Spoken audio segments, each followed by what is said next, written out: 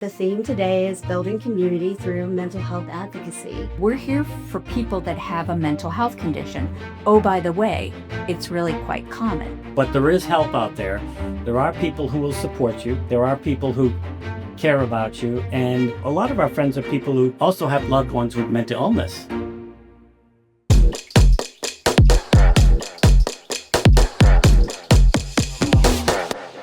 Hi, I'm Rachel Nash, and I am really excited to have our guests here today, Betsy and Dan O'Brien. And the theme today is building community through mental health advocacy. I just want you both to know I am, I'm very fortunate to know both of you. And what you have done for York County, Chester County, and Lancaster County is very similar to paving a road. And you have made such a difference when it comes to mental health awareness in all three counties. And when the road is paved, it just makes it so much better for those who have mental illness, have mental health issues, for caregivers. So first of all, I do want to thank you, and I want to thank you for doing this podcast today. I'm going to first ask you a question, Betsy. Okay. You've spent years building programs that empower and uplift families affected by mental illness. What was the spark that led you to begin this journey?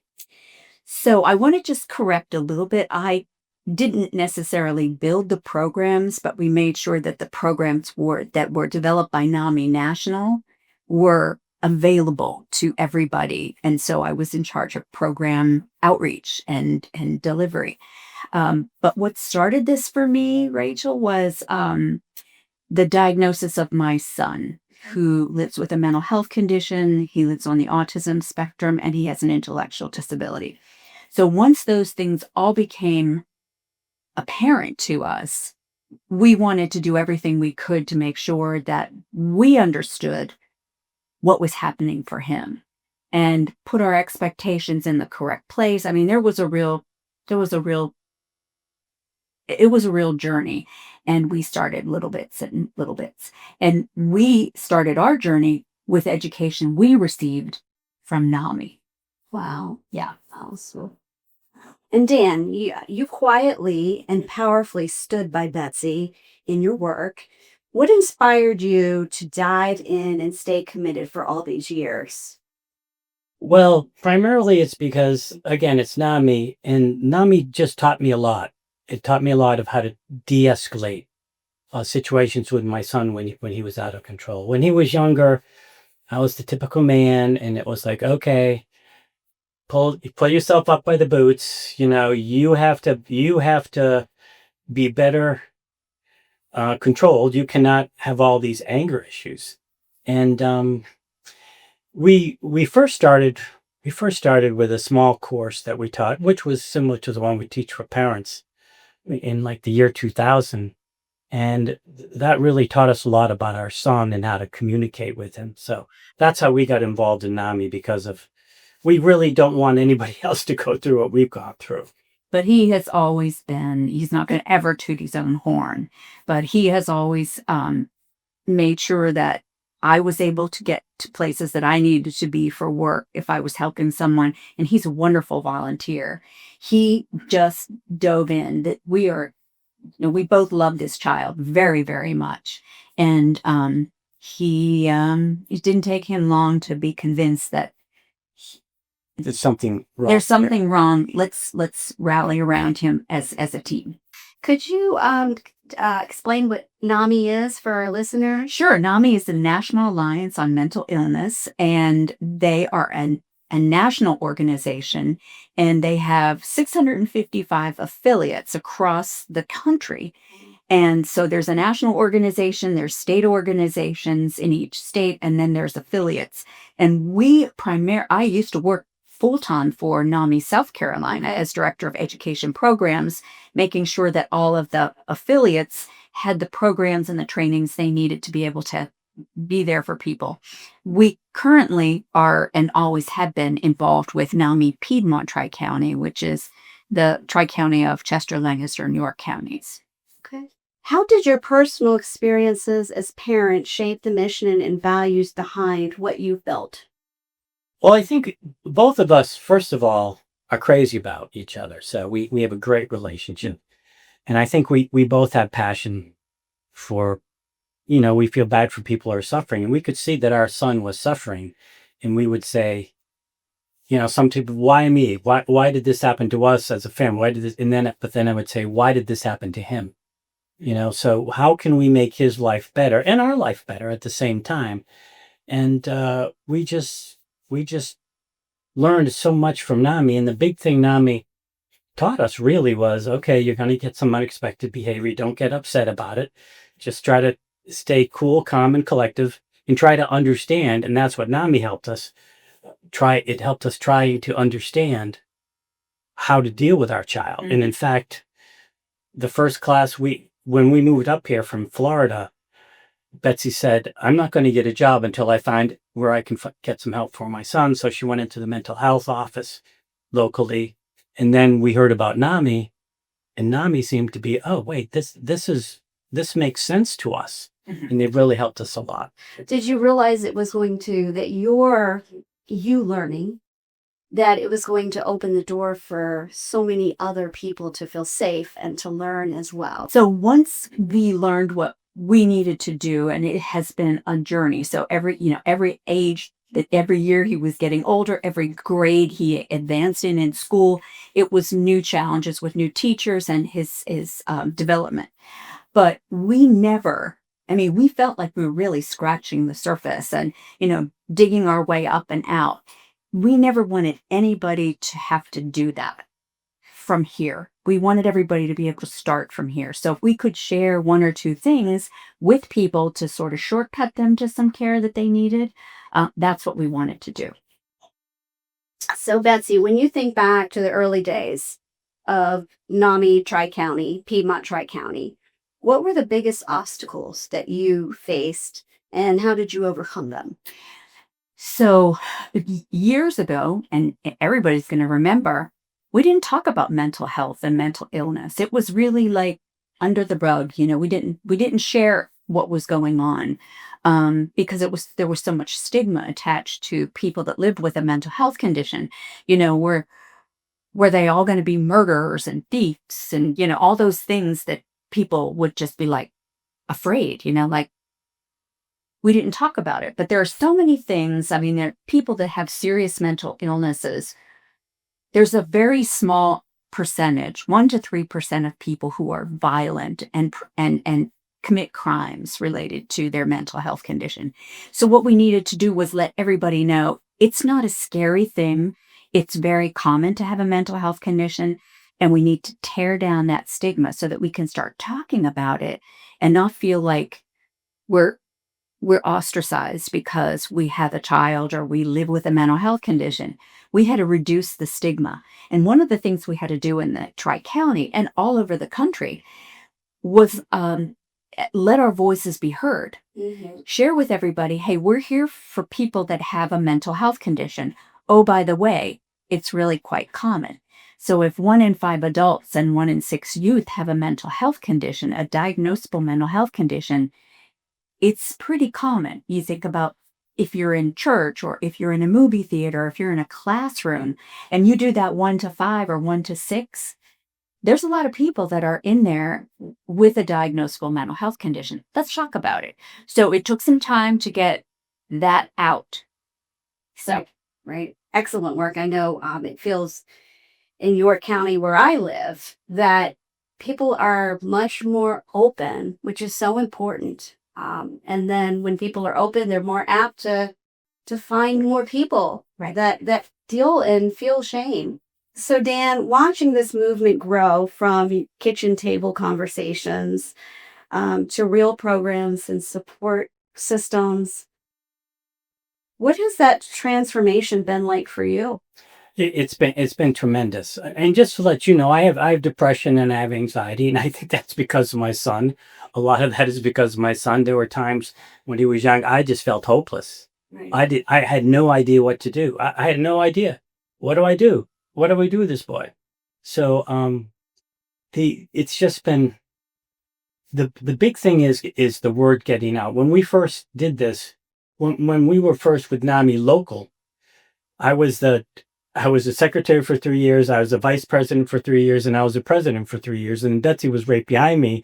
And I said, Betsy, now it's your turn to be president for 3 years. But it's grown so much, and the word is out. If you come to we have a walk every year, and we must have at least 1,000 people there, maybe more. And we're supported by the school systems, and we're supported by, the city of Lancaster, Chester, and Rock Hill. So, it's really grown a lot, and it's mostly because of Betsy. Yeah. I've always been there to back her up. But one of the things that NAMI has taught me just about why I love it so much is how to de-escalate my son when he gets angry, which he doesn't do that much anymore. Instead of de-escalate, he might say, I'm going this way. We walk, and we calm down, we come back. So it's So, and just to add on to what Dan was saying, it started off very small. There was a handful of people it was just a complete volunteer organization.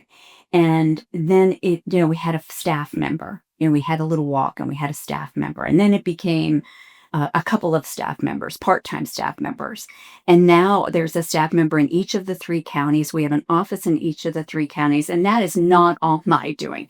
We have an executive director now who's very energized. And, I'm retired now. I'm, just I'm on the board because I feel like I always will have to have a foot in the door just because I'm passionate about mental health and wellness. But Robert is doing a phenomenal job as being a leader and just taking it even further and further and further. So it's exciting to watch from the sidelines now. It really has changed a lot. Yeah. I'd like to know a little bit more about the walk. Can you tell me a little bit about the walk and when that is? And Yes. Okay. So the walk, because, it started out as having one walk in York County. And then the person that we've hired in Lancaster said, people from Lancaster don't want to always have to come up to Rock Hill to do everything. We want to have our own walk. And so they brought that to the board, and the board said, if they think we can do it and you have the energy to just, pick up stakes and do it, that's great. So last year we had a walk in Rock Hill with everybody, all the volunteers and the staff literally picked up stakes and moved everything down to the Lancaster area. Wow. And that afternoon we had the Lancaster walk. Well, this year we have an office in Chester. We have a staff member in Chester, and he said, they want to have something at Chester Park. And, it's like, okay. So we're having 2 walks this year on the same day, October 4th. In the morning, it's going to be at Cherry Park in Rock Hill, and then pick up stakes, move down to Chester. And then we're going to have a Chester afternoon walk, and Lancaster is the next day at 2:00 on a Sunday, the 5th. Oh, wow. So 2 walks on one day, 1 walk on the 5th. That's So fantastic. it's just people want to come out, and we owe a lot of that to the youth. The youth is talking a lot more about mental health, so that's also helping to, they know we're trying to share with them what does it feel like when you're not feeling well, and what you can do to help you or your friend if they're having some challenges. And you have programs that are in the schools and the Absolutely. school systems, Yep. talking to kids, saying it's not unusual to feel depressed, to feel alone. You're not alone. So that's Right. It's the called funny thing about me is I had depression and this anxiety for a while, and Betsy said, "Will you go see a doctor?" No, because there was too much stigma, even though I was working for NAMI. Sweet. And then finally she said, "Will you just go?" Yeah. And I had to go, and It's okay. they've helped me a lot. Listen to what you practice what you preach. It's like Right, it's right. okay to be not okay. So Right, Yeah. right, Yeah. right. Betsy, so your approach has always been rooted in empathy and grassroots connection. What aspect of this community are you most proud of? So I would say the grassroots leads you into that empathy part. So the grassroots, so when we were struggling, we went to someone and they were empathetic with us, but it wasn't like trickle down. It was from the bottom up. So we would meet people that had gone through things. This is what you need to do. This is how you can help yourselves and your family. And then from them, from the grassroots, they showed us the empathy that we really needed. And then we've been able to just do the same thing back, pass it forward, pay it forward. But yeah, the grassroots is important because that's where it all comes up from, people sharing. Dan, whether it's a fundraiser or a family support meeting, you've been present at so many levels. Can you share a moment that reminded you just how vital your work really is? I think we have support groups, and this gentleman got on the support group, and he was talking about the trouble he was having with his son. Actually, he called me up, and I gave him some advice. Here's how you can help your son, and this is just pretty typical NAMI advice, which dealt with, you as a parent or a loved one of somebody with a mental health can talk to the psychiatrist, but when you talk to the psychiatrist of your loved one or wherever, you can say, I know you can't tell me how my son or my daughter is doing, but I want to tell you what I see at home. Because many times when somebody has mental illness, they can go in and see a doctor and act just fine, but they can't keep that together for extended period of times, or they may have an episode and the doctor never sees that. So I just gave him some basic advice on how to, talk to the doctor and, communicate what he sees. But again, keep on empathizing and emphasizing. I know you can't talk to me. So you're not, if somebody says to you, did you talk to my loved ones? I would say, write this down, give it to them like a letter, but say that, okay, I'm not involved with this care that you're doing. So, and he called me that. You can't believe how much this has helped me.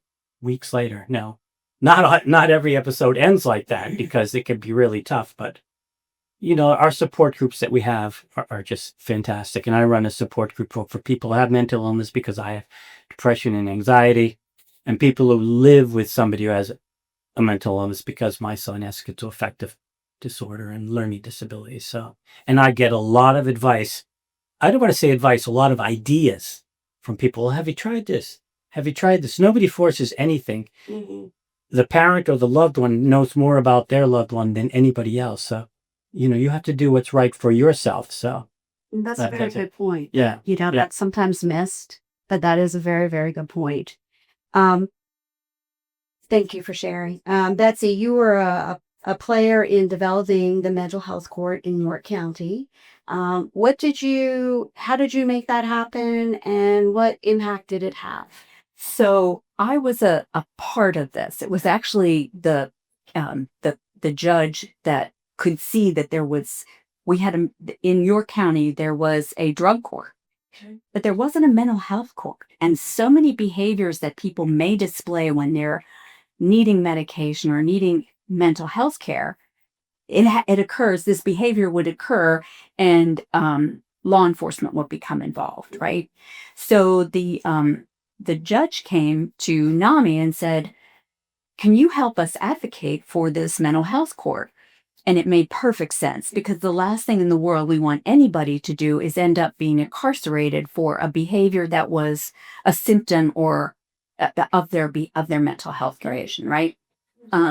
So, and an example of that would be if somebody is having some sort of an episode and they walk into a Walmart and they're not wearing any shoes. Well, you can't be in Walmart without your shoes. Well, I'm not putting shoes on. For whatever reason, that is going to be a trigger for them. And then law enforcement gets called in, and then they end up getting upset with the police officer, and then that all of a sudden they're in trouble, right? And it could be the very simplest thing. Right. So they're not going to get the mental health care that they need if they're down at Moss Justice Center in York County. So it was easy to go to county council, stand behind the judge and say, this is really important, and give a couple of examples, personal examples of how a mental health court can intervene. So to say, this person has to go to the judge and be court ordered to take medication, to see the mental health folks that are in charge of their case for whatever period of time the judge rules that that's going to be, in lieu of being incarcerated. So we were just there sort of backing the judge up, saying, this is what I think would be really helpful. We're putting too many people into jail. Right.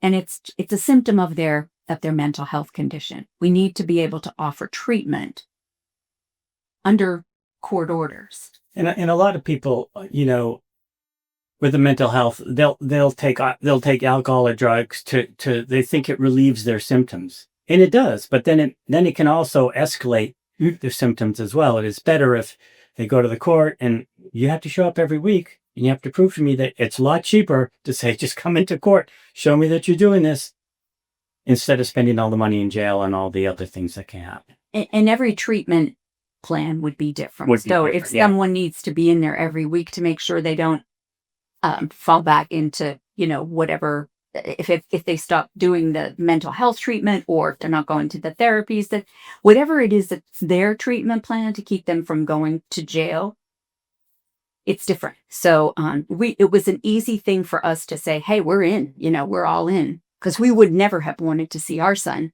in jail and because of a behavior that he displayed. Right. Not going to get that kind of treatment there that you need. And what a path to wellness, too. Right. That's wonderful. So, Dan, for families just receiving a diagnosis, what's one thing you wish they could hear or understand right away? Well, I think that it's going to be, it could be a long road to full recovery, but there is help out there.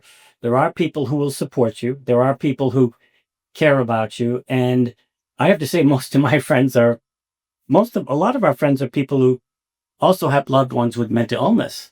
And there are some great people out there, and there is hope. There is hope. And I think our son is one of the best examples. He's doing well. He's living at home. He's in recovery. He's in recovery. He still can be a nudge every now and then, but he is in recovery, and he can be a lot of fun too. Just being around you, I feel hope. Mm-hmm. I feel hope. And that's one thing that you bring. And that's really important. Yeah, it is. Really important. Thank you. So this question is to both of you. Let's talk about the hut. Okay. So why was creating a casual, welcoming space for connection such an important part of the mission?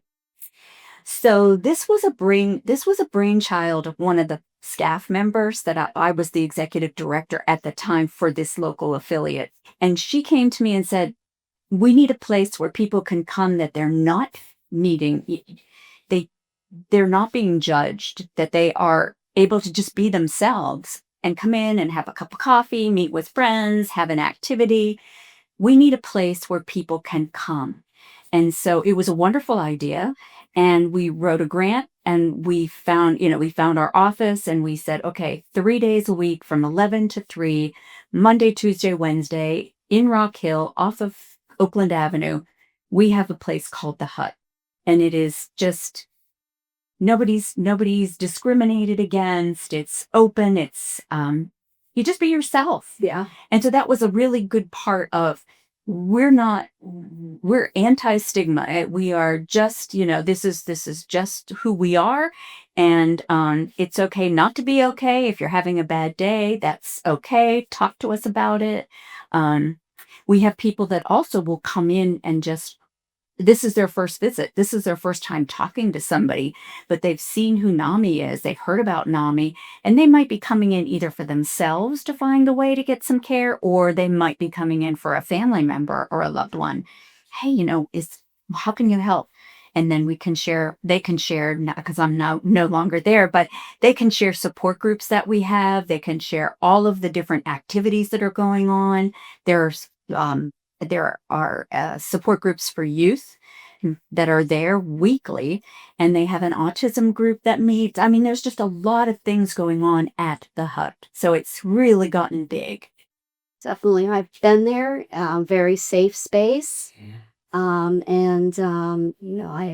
thank you. Great space.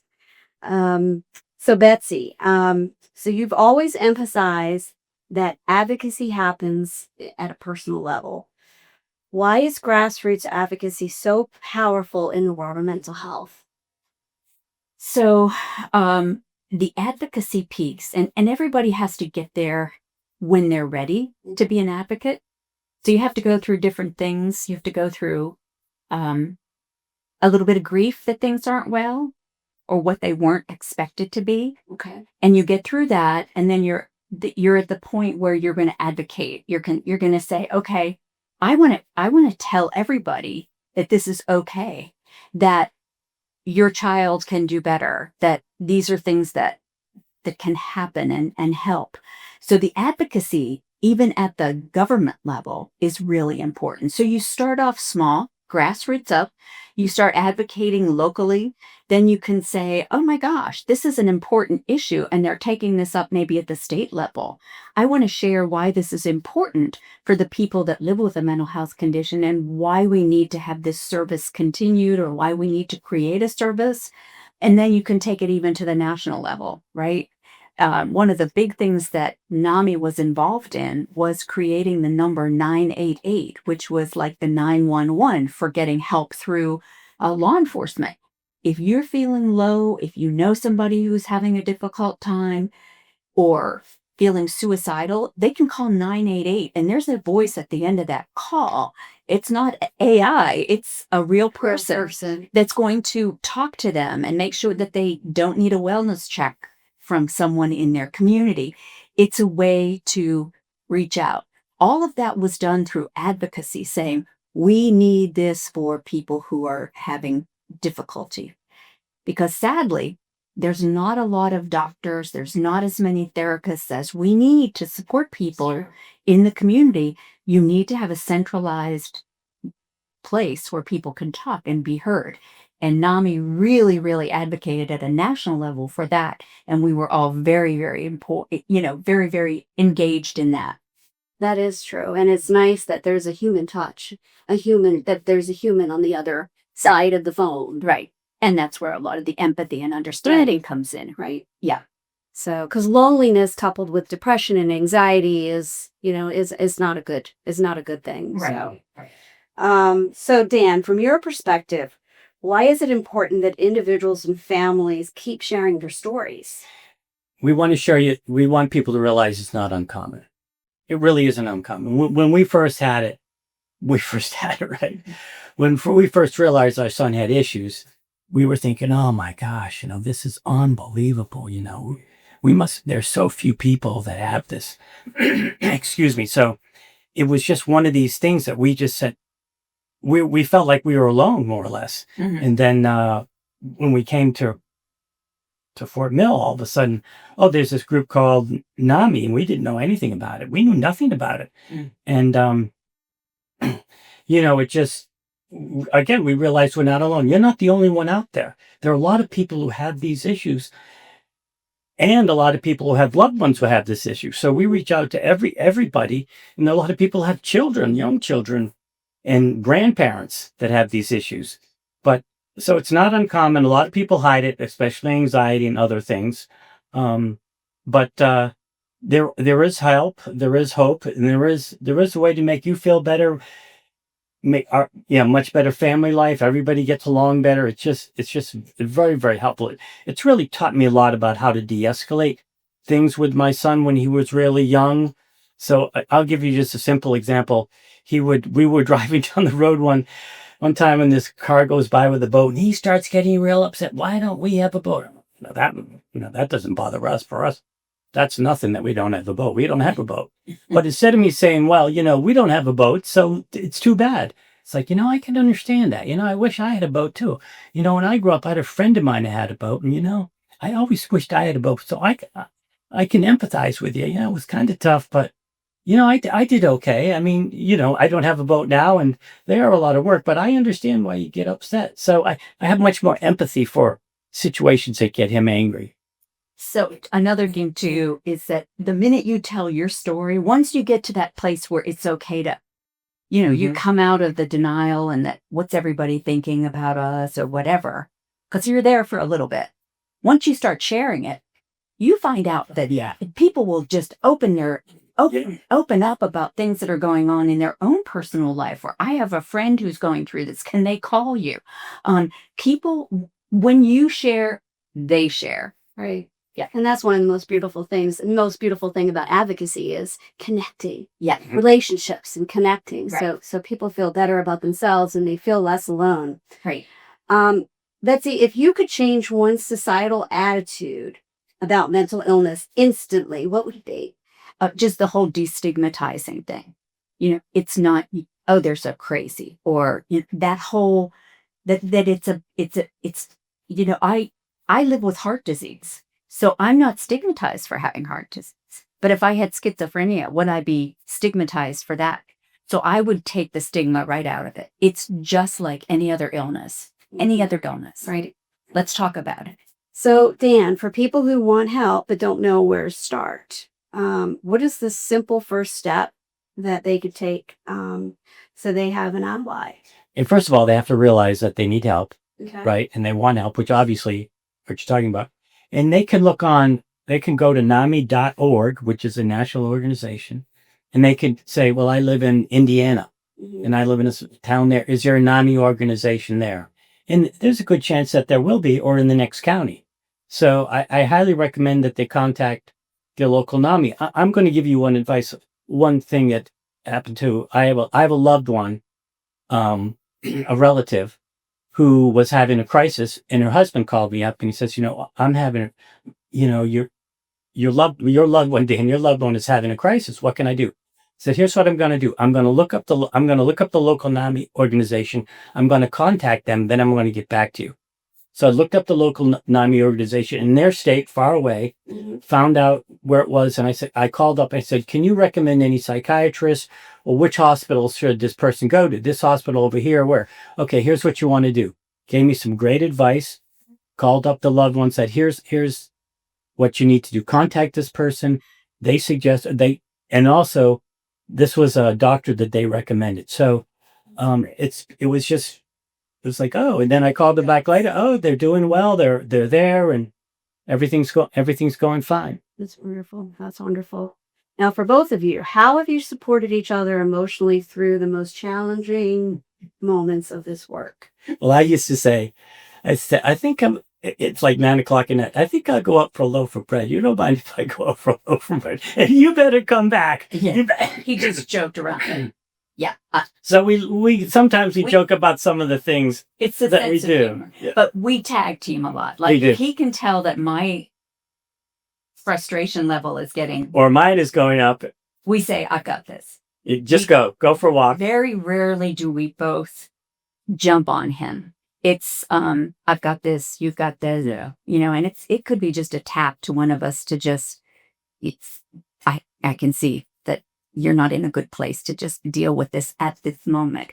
And it's been working really well for 43 years now. It has worked really, really well. What I'm hearing is that sounds like what you're doing is the pause. Well, it's kind of a pause for the person. Really, it's a pause here. You need a pause because you're not feeling too good about this, because it's getting tough. Yeah. And I will realize at that point, since she's getting upset, and she would do the same about me, since he's getting upset, okay, I've got to become cool and collective with our loved ones so that we can communicate and we can de-escalate the situation. Right. So it works. It works pretty good. Well. Yeah. Betsy, what would you say to a parent who feels overwhelmed? Ooh, I would say one thing at a time, because if I gave a parent, if I could see after I talked to them, they need to do this, and this, because this is what I'm hearing. I just give them this. Call me back when you've got this done. The journey is a long one, like Dan had said. Mm-hmm. It can be a long one. Sometimes someone just needs to have a few therapy sessions or whatever, and they get themselves put on a track that's heading in the right direction. But for some people, it's going to be a long journey. So one thing, I was just talking to someone the other day, and they were saying, oh my gosh, this parent needs to do this, and this. And I said, have you ever seen the application for DDSN, for services for DDSN? You can't tell them to do that and then this and this. Let's just do that application. And if they need help, let's do it together. And then you can add those other things. So it's one thing at a time, because it's a lot, right? It's a lot. And usually one of the things we always recommend is that they go to our support groups. So we have support groups where everybody has a mental illness in it, right? Including me, because I'm in it. And everything's confidential. Whatever goes on in here stays in here. And it's online many times, and we have one a month that people come into. So I've been on those groups, and people who have a mental illness will say, well, somebody says, this is really, and somebody will come in who has a mental illness. Listen, this is what here, try this idea. This worked for me, or try this. We don't recommend medications or anything like that, but try this at a job that you're working at where you're getting super stressed out, or try this if you're a parent of a child like this, because we also, because we've been a parent with a child like that and say, here, try this. So the support that you get, whether you have a mental illness or you have someone who has a mental illness, can be tremendous. And it also makes you realize you're not alone. Right. You're not alone. Can you share one story? This is for both. A moment, a conversation, an encounter that brought everything full circle for you. So I think for me, we had mentioned that Thomas was having a lot of challenges. So he lives with a mental health condition, he lives with autism, and he lives with an intellectual disability. And we weren't able to grasp all of that at the same time. And so when he was in kindergarten, we knew he had been in 4 preschools and he had been asked to leave. So we knew there were things going on, and we were trying to learn, well, what is the setback for him? What's going on? So I went to pick him up at kindergarten, and the principal asked me to step inside. So I thought, oh boy. So she said to me, how can you let him behave like this? And I was very affected by that. I was like, what? And she just really, it was just a real put down that his behavior was my parenting style. And so I got him in the car, and, I can't yell at him. I mean, he, for whatever reason, is not able to do these things, right? He doesn't mean, nobody wants to be a difficult child. Right. They're having a difficult time. Yeah. So I knew that to some degree. So I came home, I was in tears, and he went up to school the next day and said, this is the same mother of the daughter who has a daughter in 3rd grade that is super smart, brilliant, well behaved, in the gifted and talented, perfect kid, program. And I also said, you had been working so hard with that boy. It's incredible. I started to tears start, my eyes started watering. You don't realize how hard she works with that boy to try to get things done. One of the things that I would do for him was, when we lived in Florida, every Sunday I took him to the beach. There was never any, if you have a bad week at school, we're not going to the beach on Sunday. I didn't look at that at all, because he would have a bad day. He could have a bad day every day. Sunday, we get in the car, we'd go to the beach, and guess what? Dad and son would have a blast. Right. We would have a good time. So, right. And sometimes I'd come back from the beach and he'd be real mad. And I didn't say, hey, I take you to the beach. Yeah. I'm not going to take you. And it's like, okay. Yeah. So when you went back to talk with the principal, did she get it? I think she got more empathetic. Okay. I think she did because, like I said, you don't know. I've tried. Well, and that was a turning point for me. It was, nobody's ever going to tell me I'm a bad mom, right? Nobody's ever going to say that to me. And so that was a turning point where it's like, no. This is not his fault. It is not my fault. But together we're going to make this work. And I will tell you that after that, in other schools that we've been in, especially in South Carolina, he endears himself to people. And so even when he was just having the most difficult time in school, I would never go into an IEP meeting without donuts or cookies. We're all on the same page to try to get this kid where he needs to be successfully. And from that point on, we were like a team. We are all, it wasn't like our side, his side. It was, we're here. That is so important. And the big thing is, we go in and say, we know you didn't become teachers because you don't like kids. Mm-hmm. We know that. And we know our son is tough. We know that. We want to help you, and I know you want to help us. So we would have some nice meetings, and they love the donuts. Yeah. That is so important in advocacy, and it's about building relationships. Mm-hmm. And seeing that they're there because they want to do their best. Mm-hmm. Right. Mm-hmm. And he doesn't have those behaviors anymore. His mental health piece is in recovery, as Dan said. Now, yeah, it took a long time. And that was a big advocacy piece on my part. Yeah. but Big, huge. it was big and huge. To try to push for medications that I had heard would be best for his illness. And so we finally got everybody on board, and that was a real game changer. And that was through NAMI that we found out about Yeah. that medication. And I don't talk medications. Yeah, we did. Because the medication he has may not work for somebody else. Makes sense. It may not work for somebody else, but it really has, it makes him tired. He gets up at like 9 o'clock, goes to work at 10, comes home at 6, and he's exhausted. Yeah. And on weekends, he can sleep till noon or 2 o'clock. Right. But he's out there working. But he's in recovery from that. And so what we live with is his intellectual disability and his autism piece. So those are the things that we're coping with right now. Mhm. But it's just so much. He can be a delight. He can be an Yeah, absolute delight. he can be pretty funny. Well, I thank you for sharing. And now this is one of my favorite parts, and this is going to be a little light. This is very lighthearted, and I'm going to have you point. So I'm going to ask you questions. You've been married for how many years? 41? Is it 42? We were married in 83, so we're going to be 42 years this year. Wow. Yes. All right. So this is you're going to point, and we're going to see. I'm going to ask you some questions here. Who starts cleaning randomly at night, Betsy or Dan? Well, I'd be asleep if he was Probably gonna clean. do. Okay. But I usually do the dishes and clean up because she makes the meals and does everything. So I pretty much like to make sure the kitchen's clean. We can go to bed and the kitchen's clean after. So, but that's because she's always doing something more important that I know. So This one, I'm curious. Who keeps the peace? no. Well, it's interesting when they grow up, the kids would say, Mom, can I do this? Can I do this? And she'd say, well, go ask your father. And so I knew if she said, go ask your father, and she didn't realize this, see, can I do this? No way. So I'd say, what would Dad say when you, no way? No, not going to happen. Not going to happen. And you'd say, well, maybe. But there are times that we both agree on that. So she really keeps the peace. We both do because we like it's to. pretty shared. That's shared. Okay.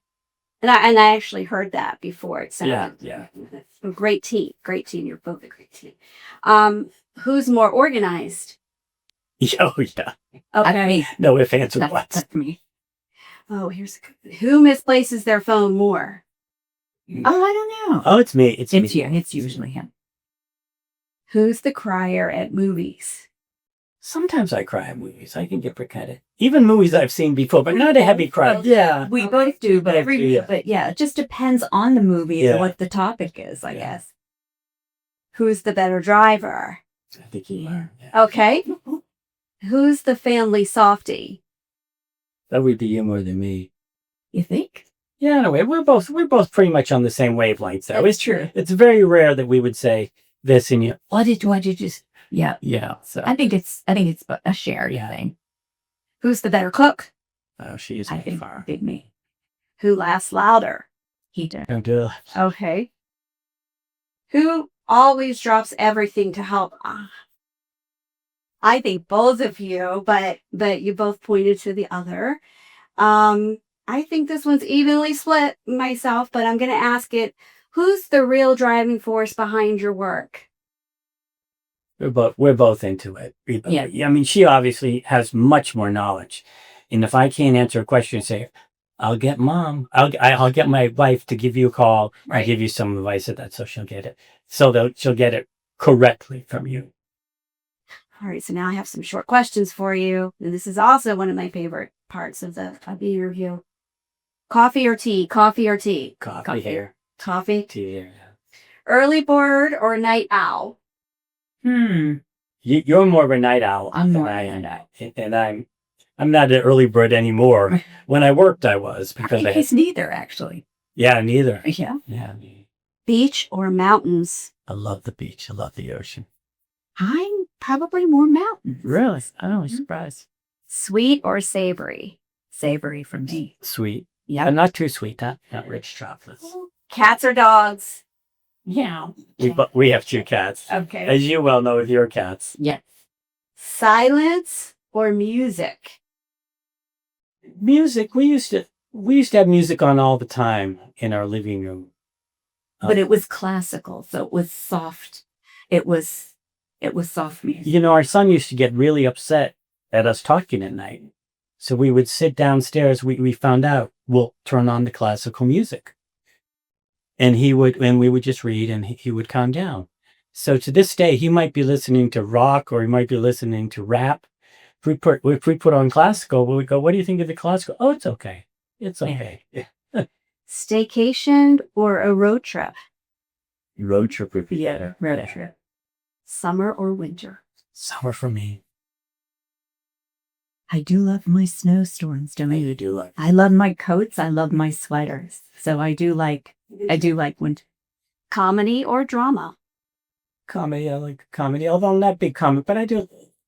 We like drama. We like the same movies. It's amazing. We like these British movies, and her brother says, "What does it have to have an English accent for you to like the movie?" Yeah. Like, yeah. But we do like dramas. Yeah, we do. We're into these, period pieces and things like that. So I would say a little bit Yeah. of both. Yeah, more drama. Yeah, So if you could master one skill instantly, what would it be? I would love to be able to speak foreign languages. Okay. My dad could speak like four of them. I took French and Latin, and it was like D D D D D D D D. It's like, why did I? And they forced me to take it. D D D. My dad would say, "Okay, well, you got through it, Henry." I would love to play the piano. Oh, that'd be nice too. Yeah. What's your comfort food after a tough day?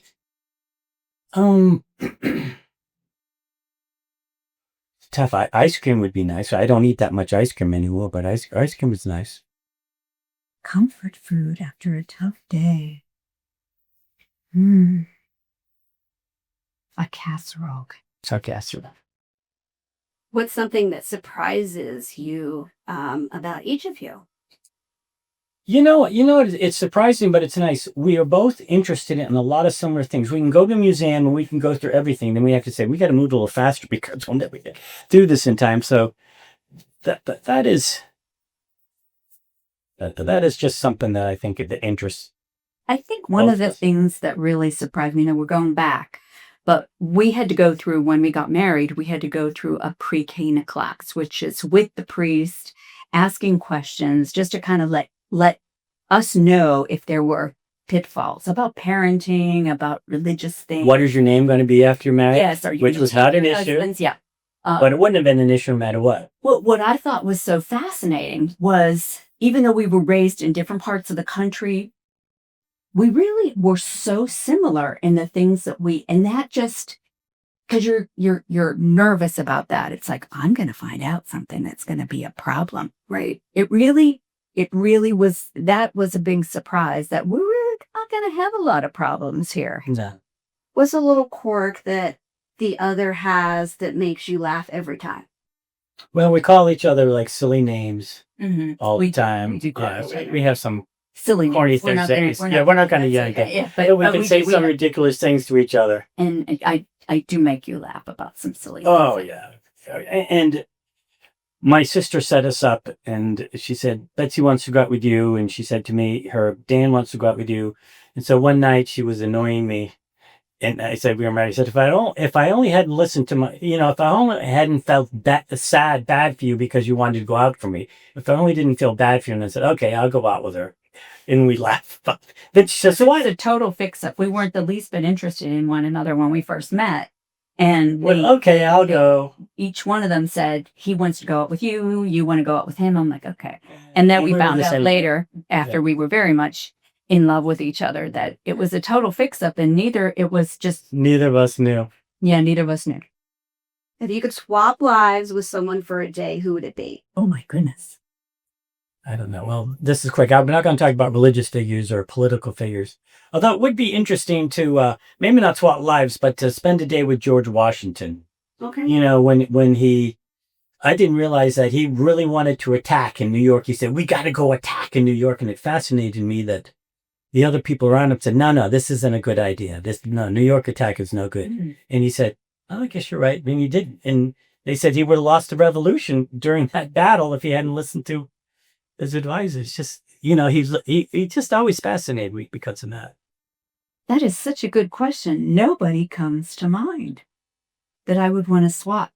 So yeah, swap would be. What about having dinner with a historical figure? Yeah, that's a Who good would you thing. like to have dinner with? A historical figure. As you know, I am a huge Jane Austen Oh yeah. Oh, yeah. and my kittens are named Lizzie and Jane for the Pride and Prejudice sister act of Lizzie and Jane Bennett. But yeah, I'd love to have dinner with Jane Austen because I thought she was so creative and fun and could see through people and Just clever too. clever, Yeah. clever, clever. I would love that. So that's another thing. We both like Jane Austen. Yep. Yeah. And you? Who would you like to have dinner with if you could? Any historical figure? Oh, it would be George Washington. You think Washington. that would be fascinating? It would be fascinating. Well, I want to thank you both. You really are mentors to me. And as a patient advocate, professional advocate, it's very important to have individuals that I look up to. And I want to thank you for always being there for not just the community, but for me and understanding the importance of advocacy.